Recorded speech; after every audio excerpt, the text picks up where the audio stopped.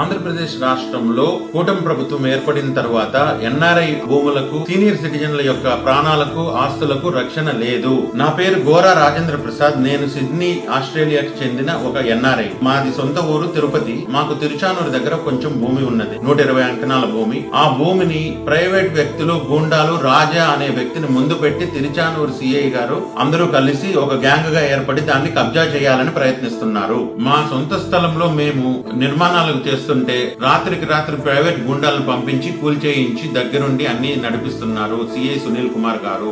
అతన్ని అప్రోచ్ అయ్యాయా, ఎఫ్ఐఆర్ పెట్టండి, మాకు ఆస్తి నష్టం జరిగింది, ట్రెస్ పాసింగ్ అంటే అసలు పెడచెవుని పెట్టారు. మేము ఎస్పీ గారికి 4 సార్లు ఆయన ఆఫీస్ చుట్టూ తిరిగి 4 సార్లు రిటర్న్ కంప్లైంట్ ఇచ్చాము. అయినా కూడా ఎఫ్ఐఆర్ కూడా నమోదు చేయలేని దారుణమైన పరిస్థితి ఆంధ్రప్రదేశ్ రాష్ట్రంలో ఉంది. It is clear violation of the constitutional law. అమ్మ మేడం హోమ్ మినిస్టర్ గారు, మీకు నా విజ్ఞప్తి, రాష్ట్రంలో శాంతి భద్రతల పరిస్థితులు అతి దారుణంగా ఉన్నాయి. బతకలేని పరిస్థితులు. ఎన్ఆర్ఐలందరూ ఉన్న ఆస్తులు అమ్ముకొని, కొంపగోడు అమ్ముకొని బయట దేశాలలో ఇన్వెస్ట్ చేసుకోవడం బెటర్ ఏమో అనిపిస్తుంది. మా తల్లిదండ్రులు ఇక్కడ ఒంటరిగా ఉంటారు. ఇలాంటి తిరుచానూరు సిఐ లాంటి వాళ్ళే డైరెక్ట్ గా దిగి దౌర్జన్యాలకు పాల్పడుతుంటే మాకు దిక్కెవరు? ఎస్పీ స్పందించడు.